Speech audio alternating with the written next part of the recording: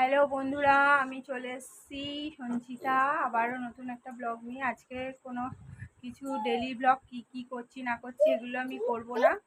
তো আজকে তোমাদের কাছে একটা নতুন রান্না শেয়ার করব চিকেনের। তো কোন পদ্ধতিতে করব তোমরা দেখতে থাকো। আর এই যে পুষ কোলের মধ্যে বসে পড়েছে, উঠে বসে, এই যে দেখো কিরকম করছে। হ্যাঁ দেখো, রান্না করতে দেবে না আমাকে, এই যে কোলের মধ্যে উঠে বসে পড়েছে। তো ও রান্না হেল্প করে দেবে আমাকে, ও রান্না করবে আমার সাথে। তো দেখতে থাকো, আমার রান্নাটা কেমন লাগে অবশ্যই কমেন্টে জানাবে।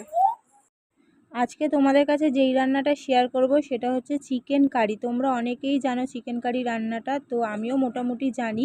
তো আজকে একটু অন্যভাবে বানাবো। পেঁয়াজ কড়াইতে তেল দিয়ে দিয়েছি, আর এই দেখো পেঁয়াজটাকে ডুমো ডুমো করে কেটে নিয়েছি। একটুখানি ভাজা ভাজা হয়ে যাবে, তারপর কাজু বাদাম দিয়ে দেবো।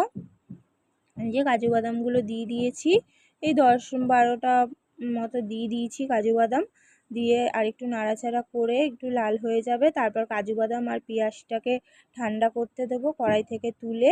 তো কেননা ঠান্ডা করেই পেস্ট করব, গরম করে তো পেস্ট হবে না। তো এই দেখো, তারপর তুলে নেওয়ার পর আমি তেল দিয়ে দিয়েছি কড়াইতে, তারপর 2টো তেজপাতা দিয়েছি, নাড়াচাড়া করছি। তারপর আমি টমেটো কেটে রেখেছিলাম। তো তারপর এর মধ্যে এখন টমেটো দেব না। তো এর মধ্যে আমি গোটা গরম মশলা দেবো, এলাচ, দারচিনি আর লবঙ্গ অল্প করেই দেব। তো আমরা খুব একটা বেশি খাই না, তো অল্পই দিলাম। তারপর আমি টমেটোগুলো যে কেটে রেখেছিলাম সেই টমেটোগুলো আমি তেলের মধ্যে দিয়ে দিলাম। এই দেখো, তো নরম হয়ে যাওয়ার পর তারপর আমি এখানে মশলাগুলো দেব। তার মশলাগুলো বলতে যেটা পেঁয়াজ আর কাজু বাদাম দিয়েছিলাম ওইটা ঠান্ডা করে পেস্ট করে দেবো। এই দেখো, চিকেনটাকে আমি ম্যারিনেশন করে রেখেছি গোলমরিচ গুঁড়ো, ভিনিগার আর হচ্ছে তোমার রসুন বাটা দিয়ে। এই দেখো, এটা হচ্ছে পেঁয়াজ আর কাজু বাদাম বাটাটা।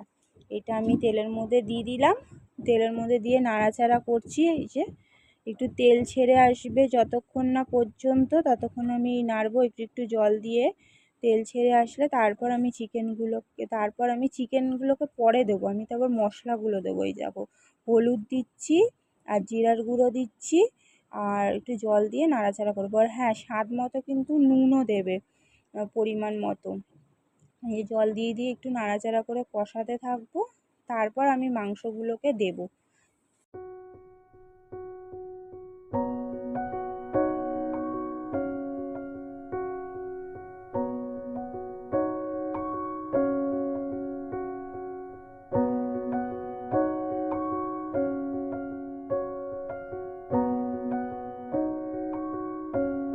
এই দেখো, আমি মাংসগুলোকে দিয়ে দিলাম। মাংসগুলো দিয়ে একটু নাড়াচাড়া করবো, কষাতে থাকবো ঢাকা দিয়ে দিয়ে। তারপর আমি আলুগুলোও দিয়ে দেবো। আলুগুলো ভেজে রেখেছিলাম আগে, তোমাদের বলা হয়নি, আগে আলুগুলো ভেজে রেখেছিলাম। এই যে আলুগুলো দিয়ে দিয়েছি, তারপর একটু একটু করে জল দেবো, ঢাকা দিয়ে দিয়ে কষাতে থাকবো।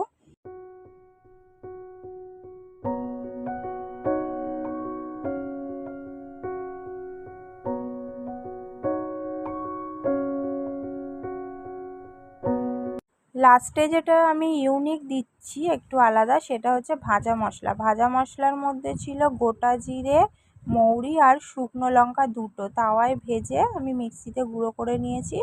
তো শেষে এই ভাজা মশলাটা দিয়ে নামিয়ে নিলেই আমার চিকেন কারি রেডি। আমার রান্না কমপ্লিট। এই দেখো, আমার রান্না হয়ে গেছে। এই যে মাংসটা আমার ভাইকে দেবো টেস্ট করতে। কেমন হয়েছে বলবি।